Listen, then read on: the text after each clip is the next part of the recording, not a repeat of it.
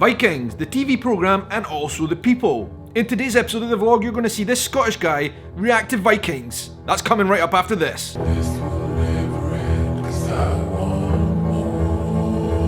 Hello everybody, how are you doing? Welcome to today's episode of the vlog. My name is Sean and I'm a Scottish YouTuber from Edinburgh, but right now I'm not in Edinburgh, I'm talking about Vikings today. First of all, I want to say welcome to everybody. Thank you so much for joining me on these adventures. It's great to have you here, and if you're new to this channel, please do not forget, I would love to have you here permanently. Hit the subscribe button, and then you will be part of the family going forward. So, in today's episode, we're talking Vikings, alright? The TV programme that I've been meaning to talk about for a very long time on my channel. And I've been thinking about it for a long time, but I resisted it, and I don't really know why. It's just, it never really appealed to me, but over the last year, a couple of things happened, and I went to a couple of places that inspired me to learn more about this culture and this history, because as I have discovered, it is very intricately involved and related to me as a Scottish person, and I never knew any of this before. So you guys know that I absolutely love Iceland as a country. I love the people, I love the culture, I love the country, the scenery, everything about Iceland is amazing, and I've been there like 5 or 6 times. Incredible place. And I'm doing a series about it right now on my channel. Hopefully you saw the latest video I did in Iceland, and then 2 coming up. They'll put the links down below to that playlist. So, you know, through that passion for Iceland, the great country that I keep visiting, I also kind of discovered a little bit about their Viking history and how that plays a part in their own country and their language and all that kind of stuff. But then last year it got even deeper for me, because I went travelling to the far north of Scotland, almost as far north as you can go, to the Orkney Islands. I hope you've seen that series that I did about the Orkneys, because it's such a fascinating, incredible place.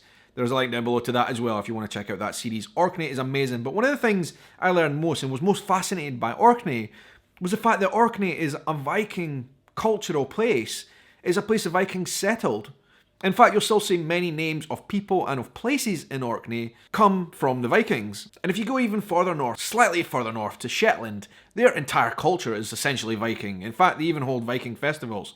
I found that so fascinating when I was in Orkney. But one story in particular, I went to this place called Maze Howe, which is a Neolithic burial tomb, right? And I heard the story of how a bunch of Vikings in a winter storm broke into Maze Howe to escape snow and all that kind of stuff, right? And head out there for a couple of weeks. And when they were in there, they wrote a lot of graffiti on the walls in their own language. And it was kind of like Jack the Lad type of content that they were writing on the walls there. And like, I just found it absolutely so fascinating that after that trip to Orkney, I had a real passion for learning more about the Vikings. And what I've discovered is actually Scottish people, modern Scottish people, we have got as much to owe to our current culture and our makeup of the people who live in Scotland. You know, going back in history, we've got as much Viking in us as we do Gaels or Celtic people. As much as Scotland was made up of different tribes and all that kind of stuff, but like a lot of Viking culture was definitely made up into that mix. So maybe that's where I get the kind of rugged ginger beard and all that kind of stuff, which is also, you could say, was the Gaels on the west coast. But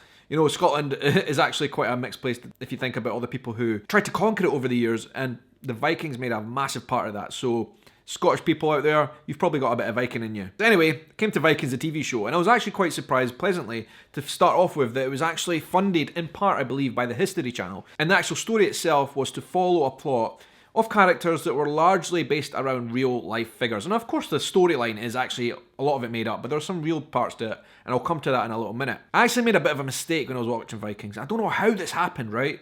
You know, when you start a new series, you would think that when you press play, it automatically starts on the beginning, right? But I don't know how this happened. When I pressed play on Vikings, it started on the 6th series, which is the latest series, which is currently underway, and more episodes are coming out actually this month. But anyway, I got 4 or 5 episodes in to season 6. I didn't know at the time. I was thinking, none of this makes sense. Why are they flashing back to people that we don't know about?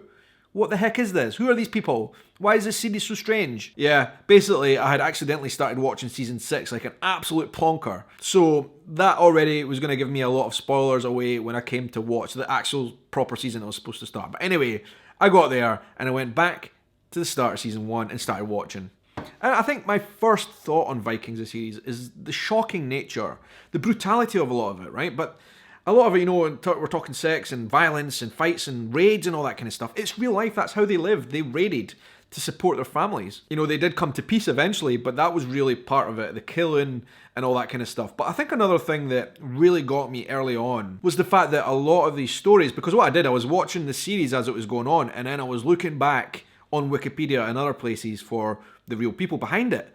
And what I found is the storylines they were using and the characters, a lot of them were based on real life characters and real life stories. And I think that's absolutely a fascinating concept. That's one of the reasons I like the show Outlander, for example, which tells a similar tale of Scottish people through a fantasy series, but it's also based on real life events. Ragnar Lothbrok, for example, the main man, he was a real life Viking king. He really went in all the raids, and he was really a legendary hero of those times. People wrote about him in the Icelandic sagas, for example. There are things written about Ragnar Lothbrok. And in fact, in Maeshout in Orkney, there's even a mention of him in those Viking scribbles. I think that's just fascinating.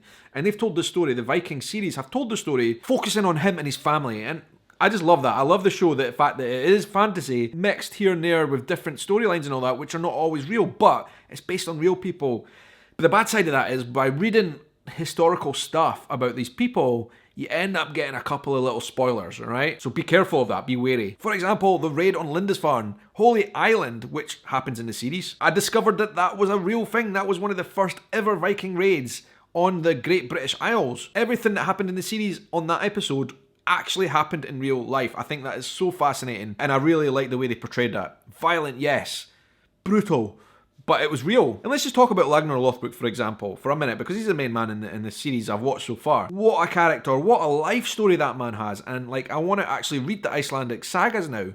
Hopefully they'll have English versions, because I would love to know about these people, these real people who existed, and find out about their story, because his character is just fascinating. And also, the actor that plays Ragnar is incredible. The way he puts little quirks into the character, his kind of sly look about him, his sly smile. I think it's just, the actor is absolutely superb. They could not have picked a better person to play him, I don't think. Although I have to say, I think my favourite character in the whole series, up until the point of watching, I think I'm on the third season. My favourite character, absolutely, is Floki. No. Floki is hilarious. I absolutely love Floki, the character. Really, really genius. The way they've portrayed that character is so, so good. I'd like to know your thoughts down below on that. Who's your favourite character? Mine's is definitely Floki. He's hilarious, but he's also intriguing. He's a clown, but he's also serious. I think what I like most about him is the volatile nature of his character. The unpredictability, like, what is he actually going to do? And then, like, actually, throughout all the things you think, he might betray, but then he's actually loyal. But I think the actor who plays the character as well, has just done such an amazing job of that character. All the little quirks that he puts into that. Face paint to make him look a bit like a clown.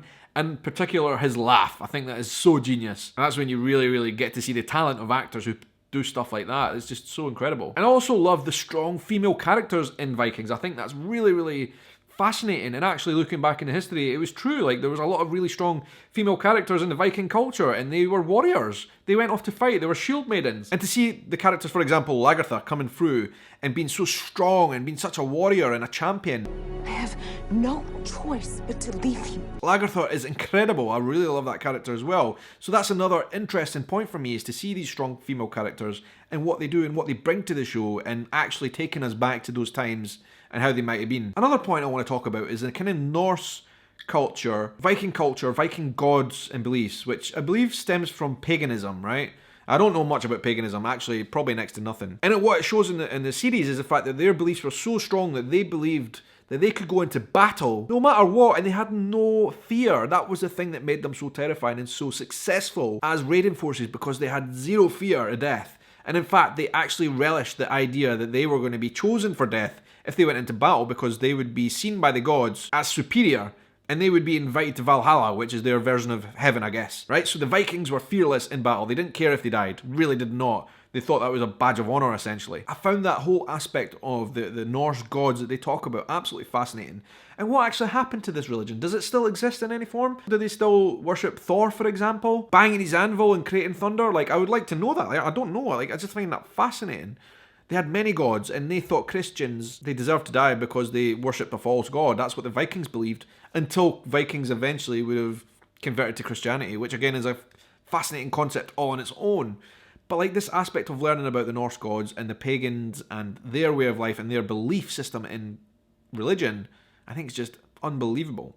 Even having like a seer. These are all real things that the Vikings used to do. Learning about how the Vikings, through the show, they discovered more and more of the islands of Great Britain. And if you look at back at history, because I've done so now, the Vikings conquered essentially the whole of Great Britain. And then we found all the different kingdoms that already existed here. I didn't know any of this. There were 4 different kingdoms here. There weren't like one king of England forever. It wasn't always like that. There were different kingdoms. Northumbria, for example, had a king. Wessex as well had its own kingdom, and it was a massive kingdom. It wasn't just the county of Wessex that we know now. I just thought this was a really, really interesting part of the show that really taught me a lot. And as the Vikings go through and like, kind of learn and make alliances, I don't know how far this series actually goes with this, but the Vikings essentially took over and they actually became kings of a lot of these different places. And I actually learned one of my favourite beaches in Scotland, for example, Seacliff. Right above Seacliff, there's a little cliff, and on top of the cliff, they have found recently remains which they believe to be a Viking king who was king of Northumbria for a time and from Dublin. But he had like a Norse name, Olaf something or other. A Norse name, but he was a king of Dublin of Northumbria. Like none of these things really kind of figured in my head. I mean, these are maybe things I got taught when I was a kid, but they didn't really sink in. And now actually seeing them come to life on a TV show, I just loved this. And also that brings me on to language. The language is incredibly fascinating, right? Because what you've got is the Vikings coming here, not knowing any of our language whatsoever. They had their own Old Norse, I think it was called. And then you've got a different language here. What you see in the interactions on the show Vikings is they struggle to communicate. None of them speak English in those times. I think it would have been the Normans in England, and they would have had their own language, which was like a version of Old English, but it's nothing like the English that we speak today. Absolutely zero comparison. You wouldn't be able to understand a word of it. And then the Vikings spoke their own language, so the show shows you that actually here in Great Britain, they were not speaking English in those days. These are all other things that a lot of people here, I think, probably don't know and take for granted. Vikings has brought this to life for me. And actually, I watched a YouTuber from Iceland, and I'm going to put a link to her channel down below and talk about how actually she, having watched the series, compares Icelandic language to the Old Norse, which I believe is a very similar comparison, and that's really interesting to watch as well. But overall, right, I find myself highly enjoying the show Vikings. I didn't think I would. Up until now, the 3rd season, I'm really, really, really enjoying the show. I'm loving the characters. Great storyline. Great acting as well. I really enjoy this production. I think it's great.